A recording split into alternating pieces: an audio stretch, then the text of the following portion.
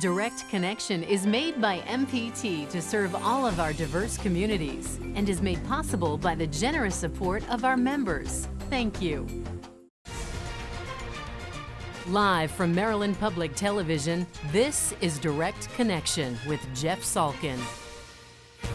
Good evening. Welcome to your Direct Connection. Tonight we connect you to both sides in the debate over raising the minimum wage. Many thousands of people now making $10 an hour would see an increase eventually to $15. The Maryland House and Senate have both approved versions of this. Joining us tonight to answer your questions are Terry Cavanaugh, Executive Director of the SEIU Maryland D.C. State Council, and Mike O'Halloran, the National Federation of Independent Business. Gentlemen, thanks to both of you for being with us. Let me start with your best arguments for or against a change, starting with Terry. Well, Jeff, we're very excited about the chances that the Maryland State Legislature is going to pass a much-needed increase in the minimum wage. We have hundreds of thousands of workers who are working hard every day, supporting themselves or their families, and need an increase. We think it's being done in a step process so that it's gradual. It takes until we wanted 2023. It looks like 2025. Businesses will not be adversely affected. Mike might disagree with me on that, but we saw from when we raised the minimum wage from $7.25 to $10.10 that the Maryland economy improved, and we think it's in part because more workers had more resources and sent it right back into the economy. The small businesses, I've never met a small business employer who enjoyed paying low wages. What they have a problem with is having an unequal playing field. So this brings everybody up at the same rate so they can compete but not undercut wages to the point where people are working in deep poverty. All right, let's get Mike's counterpoint we think we on can this. pass this. Mike? Well, Jeff, thanks so much. Thanks so much for having Terry and I on this evening. Look, I think you may find this interesting, and as your viewers as well, but I think there's a lot of agreement with Terry in terms of, what we think small business owners, want to do. I mean, heck, small employers, they want to pay their employees as much as they can. Heck, $20, $25 even. But the fact of the matter is that's just not possible for every single employer out there. And to do it, to use such a heavy-handed tactic, such as raising the minimum wage for every single employer, granted, they're allowing, at least at this point in terms of the Senate legislation, they're allowing small employers a little bit more time, but this increase still represents a 48% increase for small employers, and that is going to have consequences. One of the things we talked about with legislators is the unintended consequences of a $15 minimum wage, and we're talking about lost jobs, lost hours, cut benefits, things like that, and that's what we're worried about. That's where our big concern lies with this legislation. I'm really curious what happens in the real world when there's a big increase in the minimum wage. You walk into a McDonald's now, you're likely to see an automatic order taker, a computer screen where you type in your own order, you make the payment, and you basically displace a worker. Do we see more of that because wages are going up? Well, I think, it's a combination of things. Look, I mean, technology is always evolving. Certainly, we would proffer that, increasing a $15 minimum wage like that will only accelerate those sorts of investments because, again, these machines, they don't have paid sick days. They don't have workers' compensation. You don't have to pay health insurance for them. I mean, heck, just Amazon, one of the largest companies in the world, we're seeing at one of their subsidiaries, Whole Foods, that just agreed to pay all their starting employees $15. Hours are getting cut. And if anything, you would figure Amazon, such a big company, if there's any company out there in a position to absorb these labor costs, it would be a company like Amazon that we're seeing that they can't even absorb these costs. So how can we expect our smallest of employers to do the same? Terry, real world, what happens? Yeah, I think Mike alluded to it, but automation technology is happening. It's happening every day. It's not going to slow down. Employers are going to continue to do that. This is a very small factor entering into that. What we really have to say to employers is to say, can you afford to pay people, your workers, who live in poverty? And a lot of employers say, no, I don't want to do that, but if I raise wages unilaterally and other people don't come up, then I'm putting myself at an economic disadvantage in competing with other businesses. So this is a fair way to do it, a gradual way to do it. We've gotten support for a lot of businesses, and we think that the legislature will take appropriate action and responsible action and pass this very soon. Let me remind our viewers, if you have a point to make on this argument, you can give us a phone call. The number's up on the screen. You can also email a question. The email address is livequestions@mpt.org. Let's take a call from Wicomico County. This is Michael. Michael, thank you for calling. Go ahead. Yeah, I have a comment, more or less, why haven't the state of Maryland done this before? I mean, I know so many people down here where I live at, in Wicomico County and Somerset County, where people are making $14, $15 an hour, and that's still considered poverty. I mean, it's tough. Thanks very much for the phone call. Maryland, ahead of the pack or behind the times on this?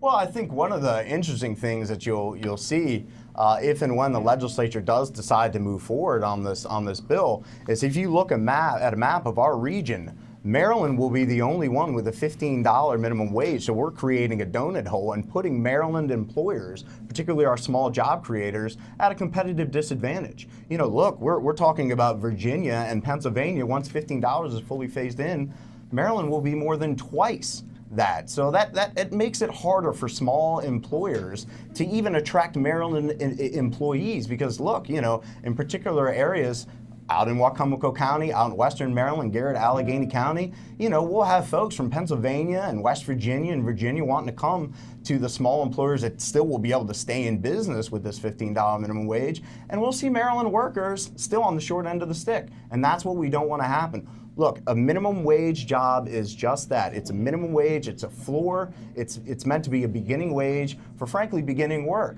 You know, minimum wage is not intended to support a family of four. Obviously, there are those stories out there of folks who are trying to tie together. I think there's just a fundamental disagreement between Terry and I about what exactly the minimum wage worker is. Well, I think that the caller says that, you know, $14 or $15 an hour, even in Wicomico or Somerset, is not middle class wages.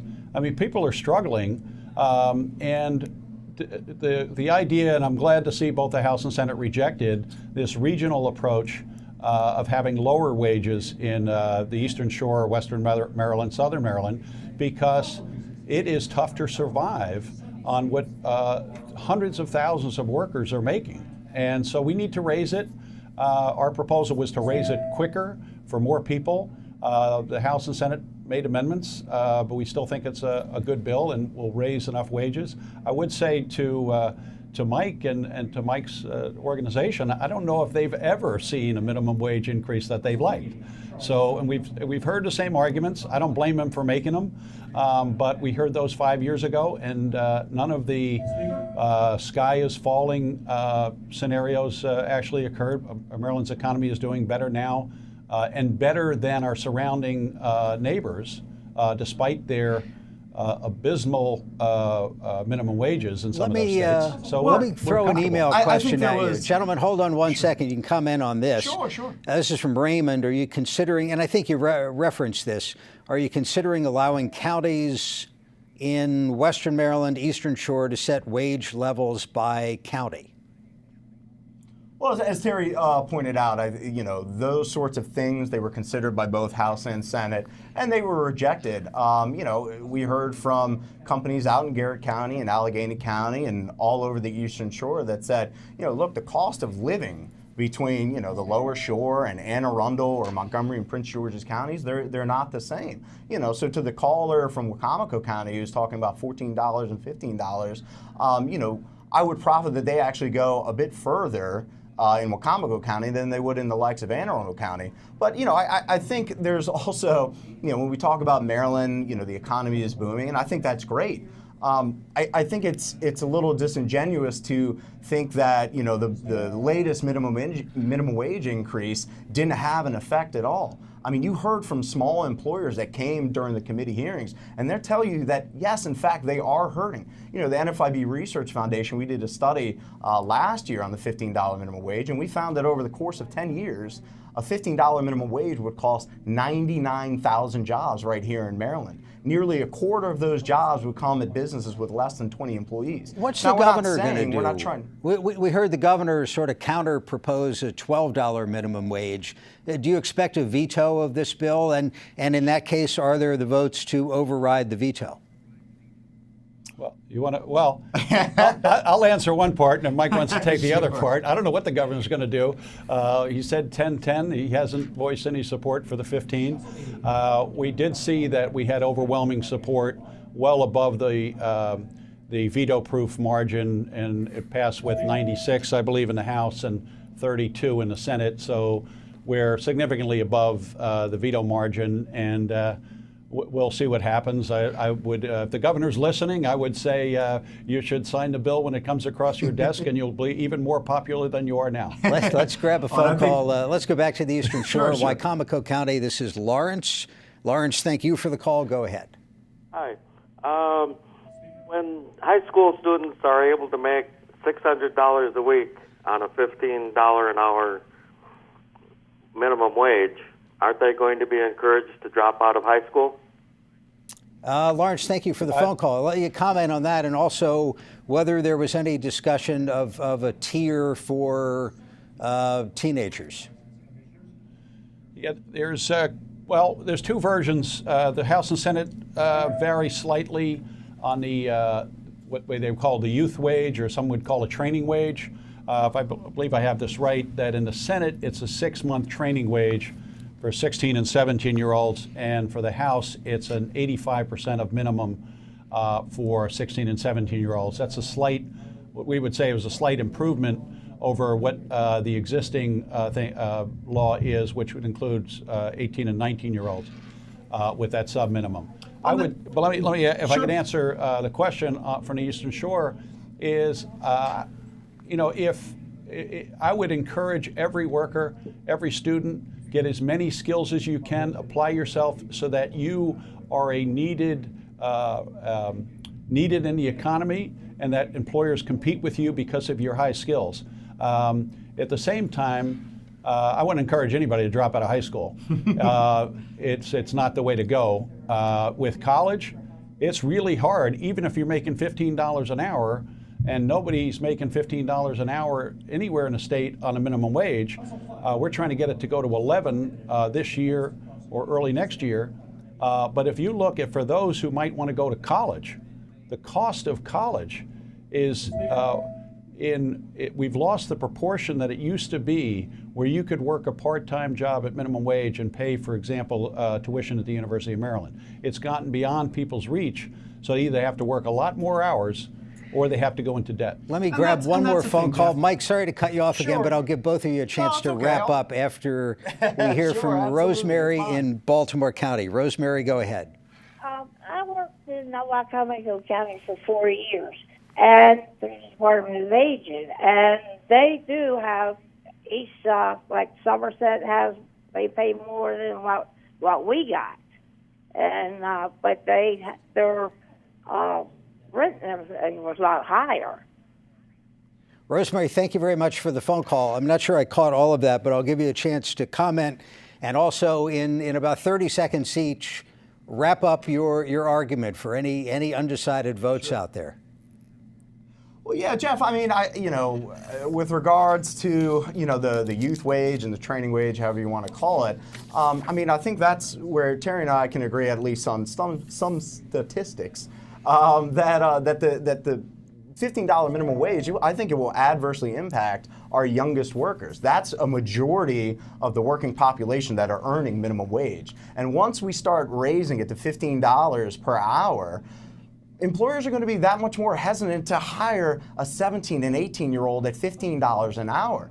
I think we also do agree that, and one thing we stress to legislators is that we need to maintain our focus on jobs training, on skills, apprenticeships, things like that. That's one thing that this administration and this legislature has really done yeoman's work Terry, in trying to push those programs. About 30 seconds. Yeah, I would say, Jeff, that the wages that we're talking about is first of all, we often say $15 an hour. That at the earliest is 2023, most likely 2025.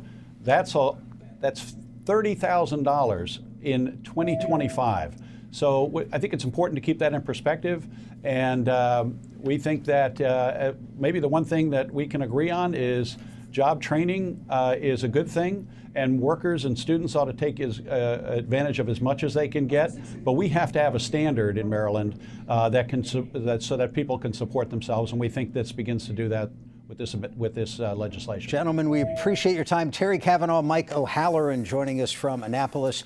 When we come back, reports of people with HIV being completely cured. We'll learn about the latest treatment advances when Direct Connection continues. Got an unused vehicle going nowhere? Donate it to the one place that can take you any place. Visit mpt.org/vehicles and support the programs you love on MPT. The MPT app puts our programs right at your fingertips, so you can choose when to watch, what to watch, wherever you want to watch it. Download it now. I grew up in a small American farming town. Didn't have a lot. I lived with 7 siblings in a single wide trailer.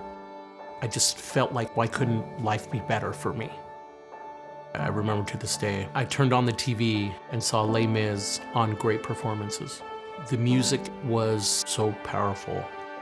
I believed that I can do that. It truly inspired me. Today I have a full-time career, but I also have a dream, to sing in a prestigious opera company.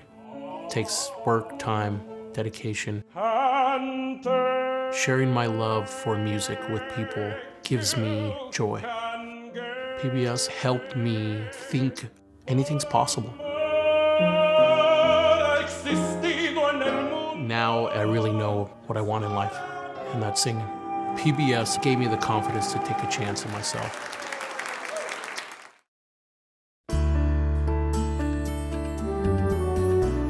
And joining us in the studio for this week's Your Health segment is Dr. Richard Zhao, Professor of Pathology and Director of the Division of Molecular Pathology at the University of Maryland School of Medicine. Thank you so much for being with us. We saw the news of a HIV patient in London, I believe, that's right, who was cured. How big a deal is that? It is a big deal for several reasons, basically. One, this actually, in a way, disproved many people's belief in the past that HIV infection is not curable. And the reason for that is this virus is actually a very sneaky virus. Once get into human body, it actually go into sort of integrate into human chromosome and become part of us. So that's why many people believe in the past, once become part of us and part of our DNA content, is very, very difficult to get rid of it. And the way this patient was cured was very, very difficult.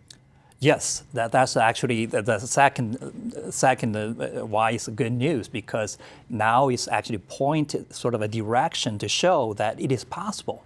If we find the right method and do it right, we actually now could completely get rid of the virus. So the third aspect I was trying to answer your question is, this is actually a confirmation. So this, in fact, this is not the first patient.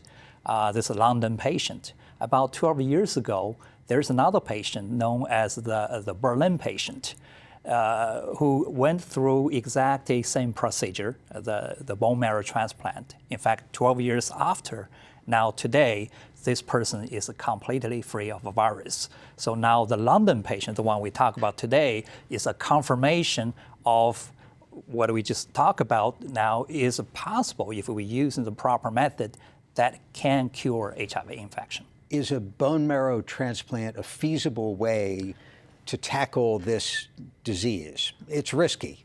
Unfortunately, no. This is a special method for a special patient. Both the London patient and the Berlin patient, in fact, they both have a blood cancer called Hodgkin's lymphoma.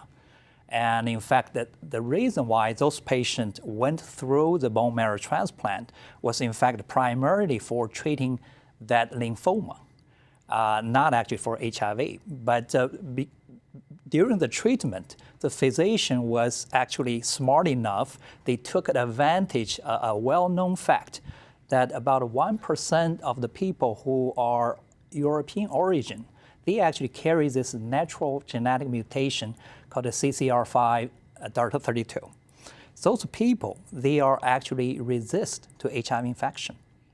So in this patient, physician actually found a donor from those people who carry this natural mutation resistant to HIV and infused to those two patients, the Berlin patient and the London patient. And because those new blood generated are resistant to HIV, and therefore the virus eventually died off over time. And so, but of course, answer your question now, is that really apply to everyone, all the HIV infected patients? Answer is no, because this, many people know bone marrow transplant is not an easy procedure. It's very dangerous and costs a lot of money. Patient suffers and sometimes even fatal. And so therefore, I would not recommend anyone who don't have this kind of medical condition to consider this procedure. HIV seems to have become a more chronic concern. Mm-hmm. We should explain the difference between HIV and AIDS. What is HIV? Well, HIV basically is the name of the virus called a human immunodeficiency virus, called HIV. And when a patient infected with the virus, and the virus actually attacking our immune system, such as CD4 T cells, the one we fight off bacterial infection or viral infection. And when the virus kills enough CD4 cells, for example, below 200, then the patient really lost most of the immune function to fight off other diseases or infection. That's the stage we call it as AIDS stage. I see. What's changed over, say, the last decade when it comes to treating HIV and AIDS? Oh, there's dramatic change in the past decade or so. One of the major reasons is the development of new antiretroviral drugs. And today, for example, we have 7 classes of different drugs, have probably over 24 of different medicines that are at physician disposal for treatment. And now there is a term called combined antiretroviral therapy.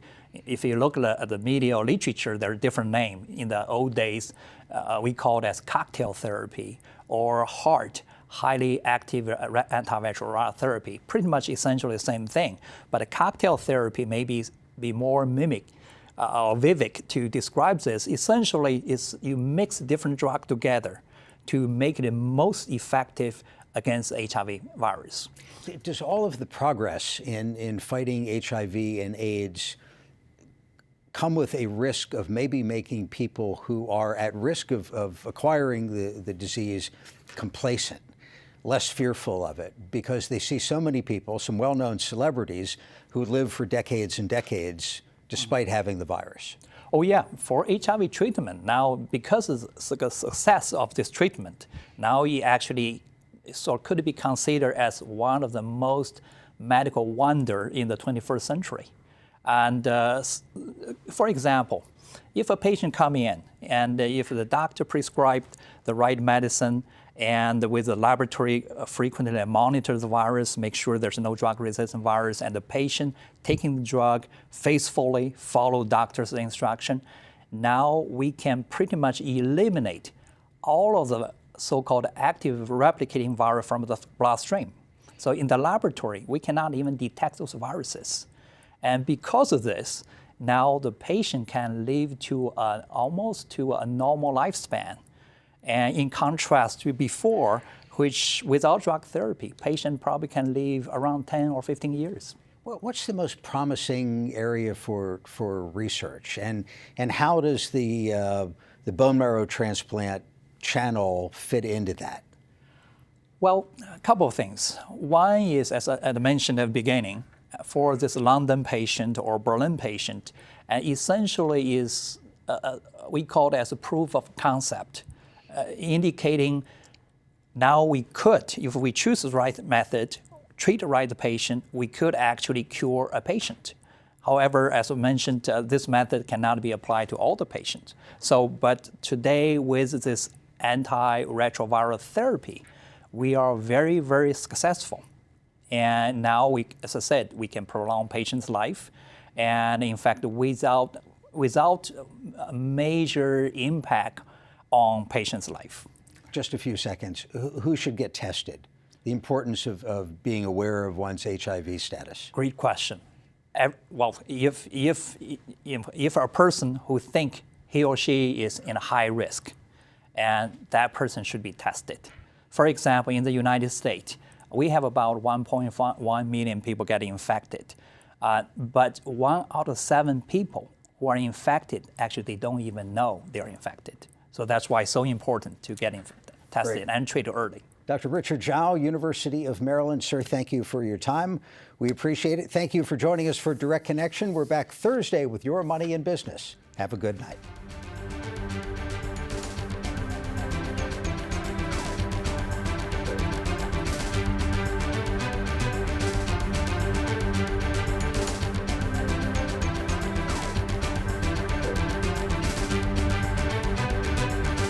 Your Health segments are a co-production of Maryland Public Television and the University of Maryland Medical System.